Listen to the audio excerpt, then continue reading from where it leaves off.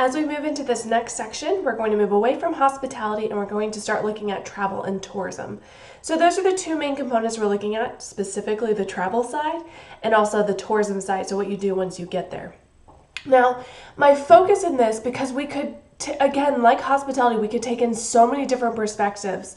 I really wanted to focus on understanding the broad span of options available to you if you want to be in the tourism and hospitality industry. So rather than just focusing on maybe the ins and outs and how we work each of the travel businesses, we're going to talk about what kinds of travel businesses there are and what kind of jobs and employment opportunities there are for you. So as you start to look for internships and jobs and other opportunities, you keep the full span in front of you so you're not pigeon-toed into looking at one narrow side of this industry, because we're so large. The service industry encompasses so many broad different things and so many things that are important to understand.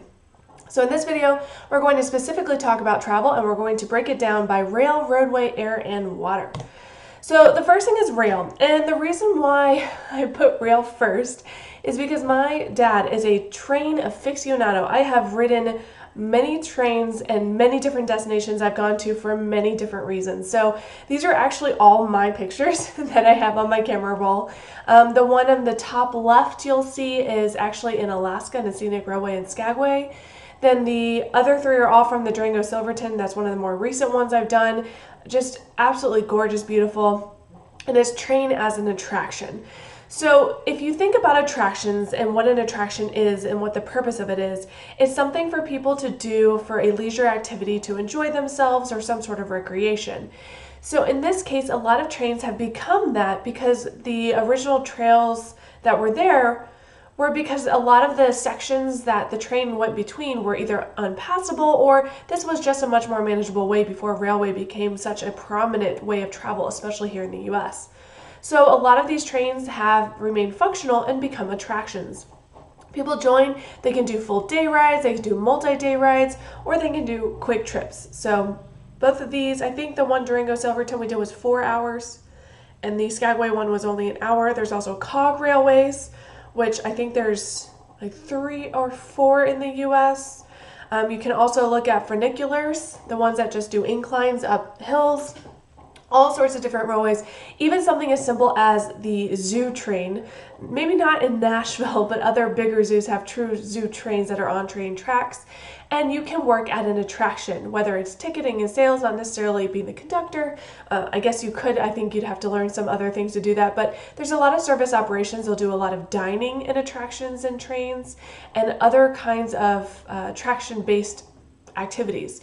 Sales, marketing, events, retail, all of it is included. Next, we also have rail as transportation. That means we're getting from point A to point B, which could also be an attraction. I'll give you an example of that, the high-speed train. I got to ride a high-speed train from the airport in Shanghai into the center of the city, and we did that specifically not because it was the cheapest option, but because we wanted to ride a bullet train, which is a really cool experience. Super fast, it almost feels like you're kind of losing gravity because of how fast you're going. So you can see some information here if you watch these videos about how high-speed trains work and their development throughout the world. Other examples of that are locals, such as the Amtraks, which in a lot of northeastern cities where parking is a huge premium to go into cities. People will park at their rural destinations in suburbia and then take the Amtrak into town and then walk the rest of the way. You can also have distance transportation where you're really trying to go maybe cross country or through multiple countries, which brings us to concepts like rail passes. So there's a version of rail pass in most countries that have a strong rail system for transportation.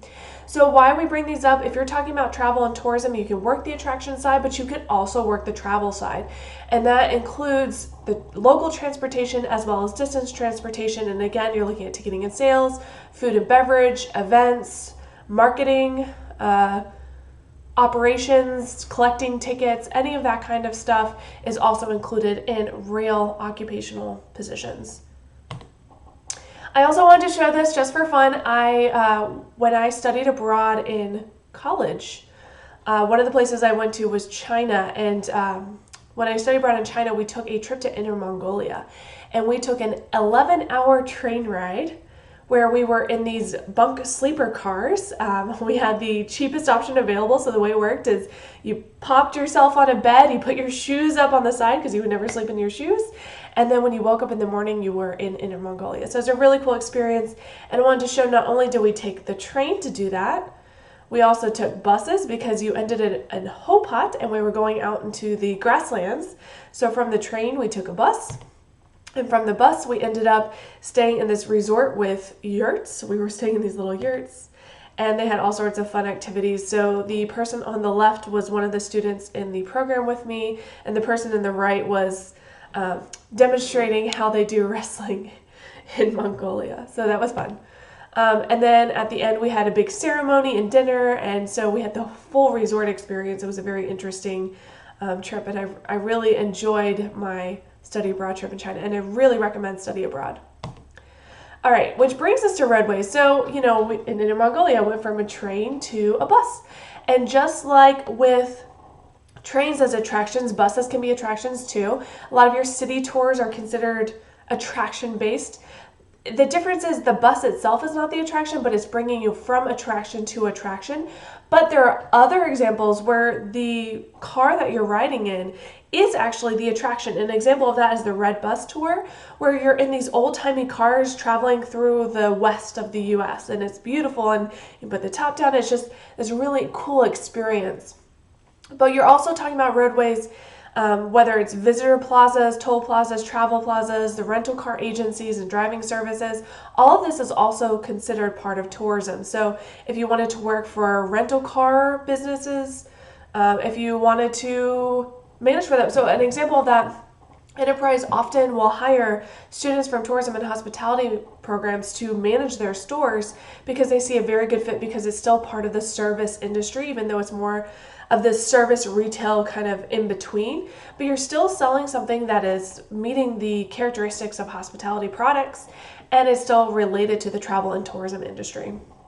And then when you look specifically at buses, you can do a bus as a tour or an attraction, as well as commuting, just like trains, transportation to and from a destination, long distance travel. So Greyhound, maybe you're traveling from city to city rather than flying or taking a train, you'll take a bus.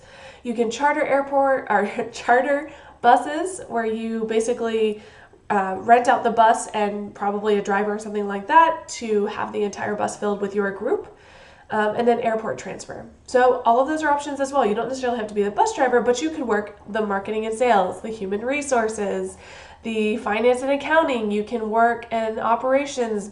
You could be the tour guide on one of these buses. So don't, again, narrow your choices down. There's so many different options with this industry to be connected to the industry that maybe you hadn't thought about before. Next is air. So this is a little bit different. No one really does air for attraction unless you're talking small planes, seaplanes, and that's a little bit different than talking about airports and air transportation. But airports tend to be highly complex systems that include all of your hospitality services. So they're going to include food and beverage, they're going to include vendors, they're going to include retail, they're going to include front desk agents and people who are making reservations and revenue management and human resources and marketing, and everything else that is included is all in an airport.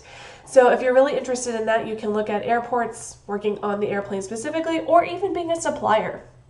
So bringing the supplies out, whether it's supplying the airplane itself with maybe food and beverage from a catering perspective, or bringing facilities within the airport, whatever food service they need. So if you want to work on an airplane and a flight attendant is something that has really attracted you, that is something you can also consider. However, one of the challenges of being a flight attendant is it is not as glamorous, especially starting out.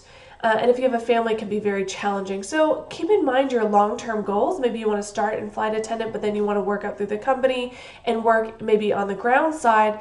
That way, if you have a family, you can stay connected to them. It just really depends on your priorities and your goals. You can certainly see the world, but it's also a very challenging position, and you have to work up to the best flights. You don't necessarily get the best schedule starting out. So just keep that in mind as you make some of those decisions with maybe being in the air side of things. And then we have water. So when you think about water, we think about cruise ships. So cruise ships are definitely within travel and tourism. They're basically floating resorts. However, one of the things I do want to tell you about cruise ships is most cruise ships, I think maybe there's one cruise ship, and it's out of Hawaii, that is actually flagged in the US. And what I mean by flagged is that their paperwork is done in the US, that they are under US law for employment and taxes. Why does that matter to you? So most of these ships are flagged in the Bahamas that do not have strict employment labor laws. So therefore, a lot of the employees that work on cruise ships work significantly more hours than we would work on soil in the US. So you will find very few US citizens will work the majority of jobs on cruise ships. You're going to find most people who are US citizens working on cruise ships are going to do one of these jobs. Purser, that's someone up in the directing, what do you call it, the figuring out which way the boat goes, the captain and the purser and all that kind of stuff. Probably not going to do that. Social and activity staff, you're going to see a lot of US people, spas, casinos, and performers, because they have the best schedule. Casinos can't be open in port. Spas typically aren't open in port. Neither is retail, for that matter. Performers aren't going to put on big shows during the middle of the day when everyone else is on land. So they have a little bit more flexibility in what their schedule looks like. They work fewer hours, but it's still a very challenging job, and you have to be the right person for it because you are living in the place you work. It's not like you're on this luxury cruise. I consider for a long time working on cruise ships because I cruised a lot as a kid. And after talking to a lot of the employees, I realized that maybe that's not what I wanted. Not to dissuade you, but just to check your expectations. So you're not going to go work on the food and beverage within a cruise ship because we think the hours we work in food and beverage here in the US are tough. On a cruise ship, it's out of this world. So you're going to tend to find people are going to do these jobs, or they're going to work in land support. So sales and marketing, reservations, onboarding, and supplies. Or they might be a tour operator in the ports that the cruise ships stop at. You also have passenger ships. This is a form of transportation getting point A to point B. It can also be an attraction depending on who's using it and why they're using it, what they're using it for. An example of that is a Vancouver to Victoria ferry. It's a 3-hour ferry ride. It's much easier than necessarily navigating the roads. You would show your passport as you enter in. There's a picture on the right here that is an example of a transportation passenger ship. All the cars would get on, the people tend to get out and go out and have some food and beverage or shop at retail, plug in, do some work. So those are options as well. And then you can look at water tours. There's the land water vehicle tours where it's like duck mobiles where they're driving on the land and then they can actually go in the water and do a little boat tour. You can do sightseeing cruises or riverboat tours. There's also casino riverboats where they're flagged offshore. There's kind of in between the casino and the water. And you can see some examples of riverboat tours. One of them is the Gateway Clipper in Pittsburgh. It's an attraction. It doesn't really take you anywhere, but people can even rent out the entire boat for graduation parties or weddings or any other event that they want to have, corporate parties. And they want to have it on the boat, and it's a special experience, and they can have food and beverage, catering, dining, DJs, the whole 9 yards. So it's a avant-garde or a different way of looking at an event space too. So you can either do an attraction where you have families coming during the day, or you can do these events. So you can see where if you were working for the Gateway Clipper in Pittsburgh, you might be their event coordinator for the Gateway Clipper, which is an attraction, which is part of the tourism and travel scene, but you're also part of hospitality because it's events, and you can see where everything starts to intertwine. So this is just a travel side. These are all amazing options across the board. You just have to figure out what fits best for you and what you really want to do.